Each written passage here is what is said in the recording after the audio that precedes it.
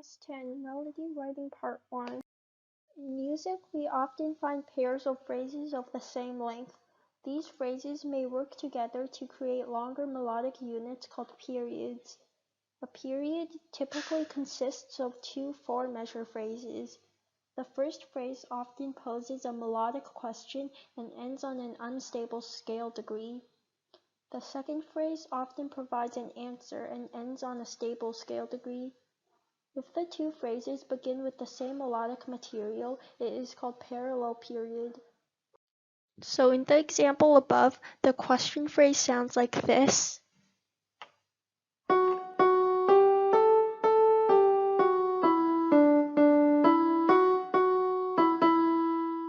And it ends on an unstable scale degree, and the answer phrase sounds like this.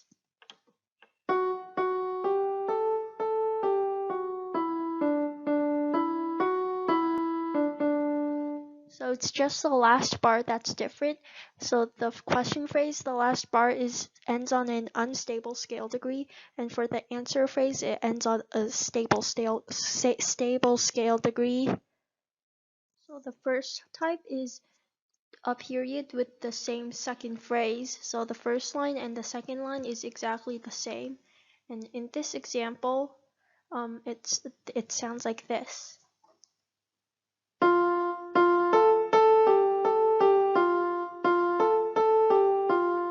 And the second line sounds exactly the same.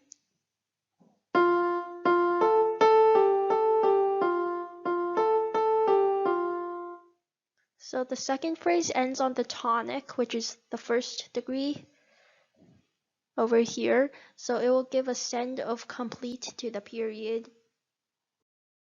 Now the second type is a period with a similar second phrase.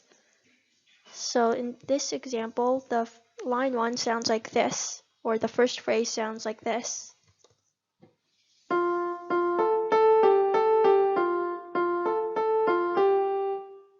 And the second phrase is similar to the one that was just played, but it's a bit different. It sounds like this.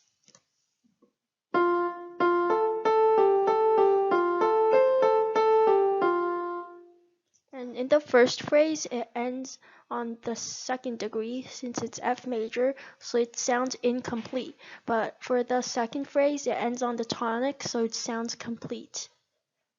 The third type is a period with a different second phrase. So the first phrase sounds like this.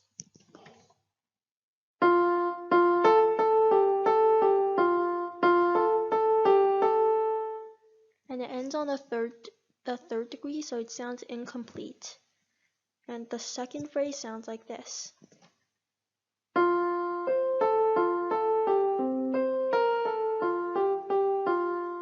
And it ends on the tonic, so it sounds complete. Here are some basic elements about music construction. So motives. Motives are the short rhythmic or melodic ideas that are used as building blocks to create melodies.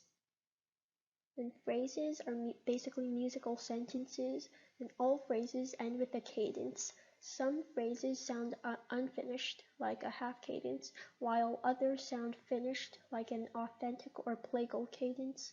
A typical phrase consists 4 measures. And melodic motion. Melodic motion may consist of repeated notes, steps, skips, and leaps.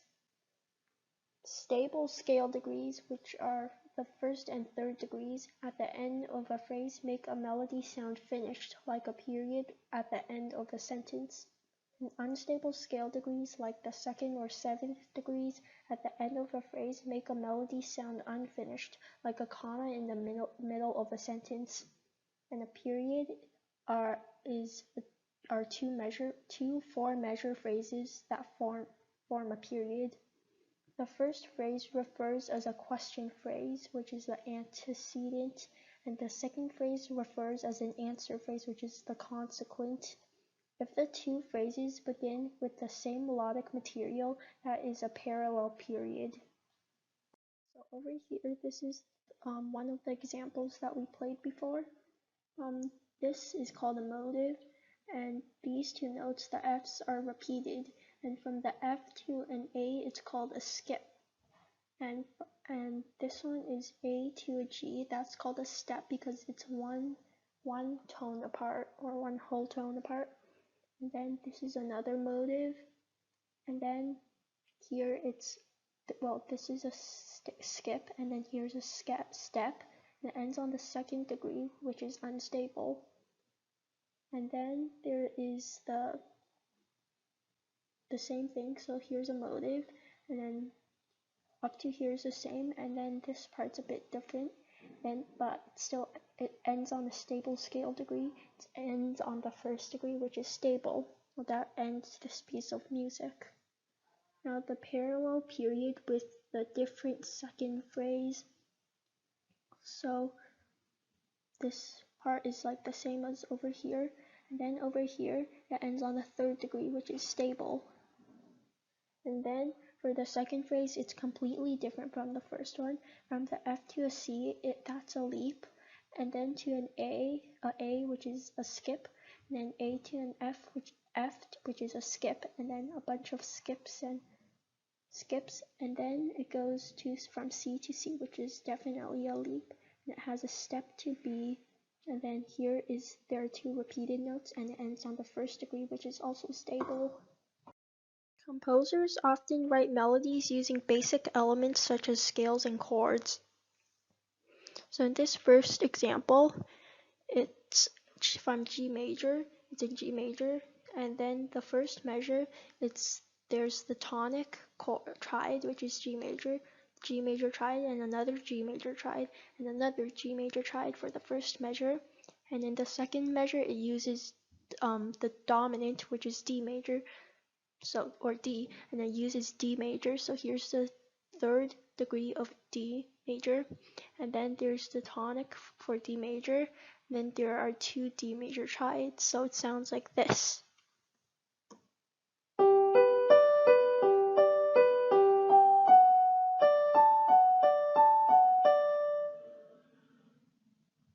Now in the second example, it's also in G major, and here's just a pickup beat. Then it uses a G major triad, then goes to C major, and that's the subdominant.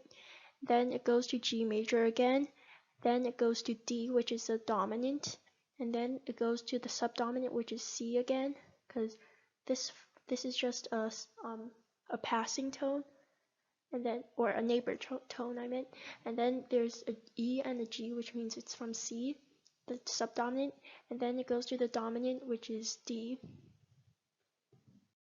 So it sounds like this.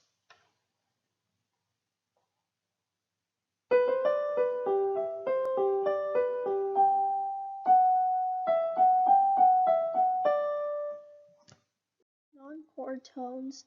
So passing tones fill in the skips between notes that belong to the chords. Passing tones fall on the weak parts or subdivisions of the beat, and it's labeled PT. So this is called a passing tone. This is also a passing tone because it fills in the skips from C to E back to C. And then over here, this is also a passing tone. It fills in the skip from F to A flat, and then there's also from E flat to C to E flat. There are also two Ds, which are passing tones, and then it ends on the D, which is the dominant. Then there are neighbor tones that are notes adjacent to the chord tones. So from here there is a D and D, and it goes from there is A and A. In between the two A's there is a B, and this B isn't considered a passing tone because it doesn't fill in the skips. There is no skip. So this is called a neighbor tone, so because they're both adjacent to the A's. Then there's also a neighbor tone between these two F's, the G, or F sharps. And then there's also a neighbor tone for the two D's, there's an E. Then for the two C sharps, there's a D, which is a neighbor tone, and then two D's again with an E in the middle.